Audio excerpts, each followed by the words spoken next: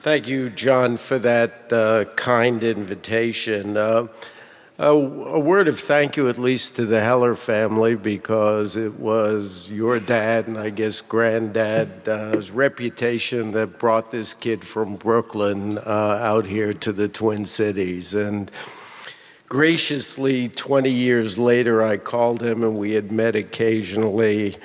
And we had a very important event, and I needed a keynote speaker, and it took Dad about 3 seconds to say yes, he'd be happy to chair the thing, so thank you. And also, if the Hurwicz family is here, I did study microeconomics with Professor Hurwicz. I can't call him Leo. I'm sorry.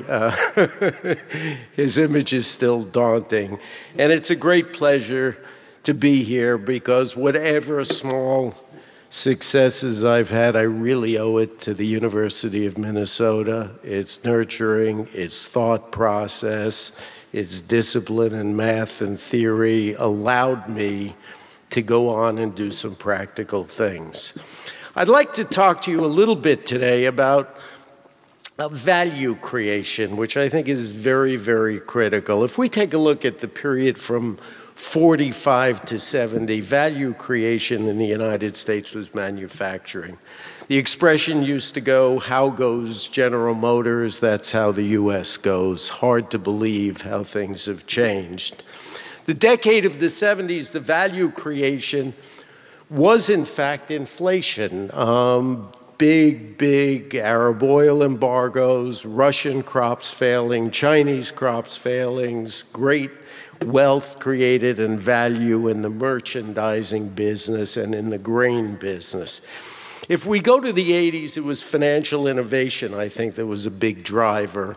We saw, in fact, the follow-through to the birth of mortgage-backed securities with the Ginnie Maes, that spread, the birth of asset liability management, interest rate risks were then managed, financial futures, options, things of that nature. The commoditization, again, a different kind of bank debt, called junk bonds. Again, things like Ted Turner couldn't get finance to start. He had a crazy idea for an international planetary network. A guy by the name of Terry McGaugh came up with something called a cell phone, financed it with junk bonds because the establishment didn't like it and didn't think it was very good. Another gentleman by the name of Bill McGowan thought he'd take on AT&T, and he couldn't get any bank financing. So these financial innovations drove the restructuring of the banking industry and the industrial U.S. economy. The 90s were something different. It was another kind of commoditization. This time, the commoditization was of information. The birth of Mosaic and ultimately Netscape, Cisco going public in 1990, the web in 1995, ultimately all followed by secondary actions such as Google and Twitter and social networking, an all different way to reach and commoditize data and information. I want you to please consider the hypothesis that the most important era of commoditization will be taking place now, and that's of air and water. These are our most valuable resources, and we have got to find a way to ration them. This is a public policy question which I think is very, very important. Most people don't imagine financial innovations as very important. Ken Arrow remarked at a similar conference to where your dad spoke in Chicago that he thought financial innovation was much maligned and misunderstood and underrepresented. And he said at that conference that he thought the invention of double-entry bookkeeping could be ranked with the steam engine or the semiconductor as important as a financial innovation. The limited liability corporation, the Dutch East India Company, these things are critical. Yet most of the public doesn't endure or consider much value for economic and financial innovation, but I would like you to consider that as a very important driver, particularly in these times when financial innovation is looked at from askance and recognized it's played a very, very important role. What's that have to do with air and water and sustainability? In 1960, a man by the name of Ronald Coase wrote a paper on the theory of social costs, and he really suggested that you could commoditize air and you could commoditize other, where if you gave out property rights, the right to emit, that bargains or trades could prove to be a better way to deal with tragedies of the commons than command and control. In command and control, you simply mandate a reduction, or you basically order a factory or a power generator to make 100 different micro adjustments, and that's what they do. No flexibility. It's this way or the highway. Or you could say it's a 10% reduction and not make it plant specific, and everybody's got to cut by 10, even though some can do it easily, some can do it more difficultly. Professor Coase's theory was that if you allowed trading a flexible mechanism, that you could achieve those reductions by a much better path, one that impacted the economy less, gave flexibility. So that is called cap and trade. You take the current level of emissions, you bring them down, for example, by 10%. One particular entity in the economy, if it can reduce emissions by more than 10%, then it's free to sell those additional reductions to somebody who can't. Perhaps their plant size is too small. They can't switch from high sulfur or low sulfur. They can't switch from natural gas to nuclear. They have to build technologies to comply. So this is the flexible mechanism, and that's what cap and trade is. It is based on that you can deal with and commoditize either air or water by giving out property rights and allow users to exchange them. What's the Chicago Climate Exchange? Chicago Climate Exchange was something that was founded in 2003, and it was a voluntary association. It, in fact, was inspired also by Professor Coase, who wrote an article on the lighthouse, and in which he suggested that most economists got it wrong, and there were for-profit lighthouses in the 19th century. Even though you had free riding and other things to deal with, commercial entities were set up.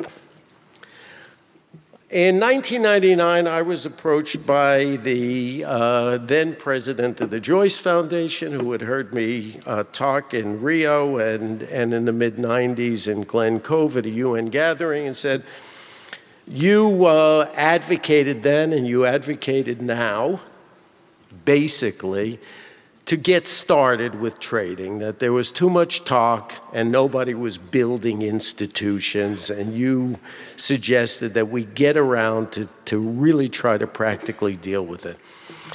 I got a grant from Paula DiPerno, who at that point was a vice president of the Cousteau Society. She gave us $400,000 to get going.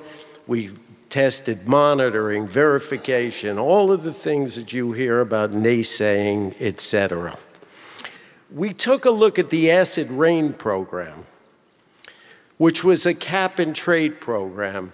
In the United States, people thought that it would be impossible to reduce acid rain in the United States.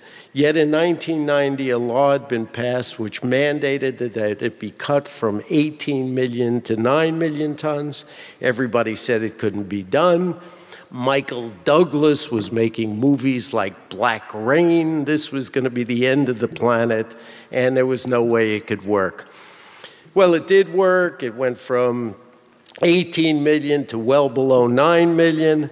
Electricity prices went down, they didn't go up. Compliance occurred with no problems, and so we said, let's follow that model. We got another $800,000 grant and went around to 30 separate entities to see if they would be interested in focusing on and developing a voluntary program, no law, to reduce greenhouse gas emissions. Ultimately, we got 13 founding members. There were a lot of bumps in the road. We went through 2 foundation grants, went to friends and family, raised capital. Our first outside investor were the Jesuits, who put in $1.6 million, which was very large.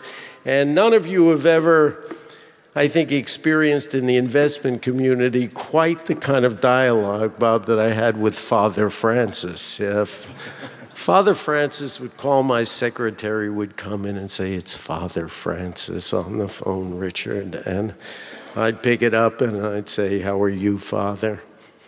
And he would say, fine, Richard. And then he'd say something that you never want to hear from a man from God. He would say, Richard, how's your burn rate? I would say, Father, it's really high. Richard, are you recruiting any new members? No, Father. Richard, is there any prospect of legislation to stop climate change? No, Father. Do you have enough money to last another year or two? No, Father.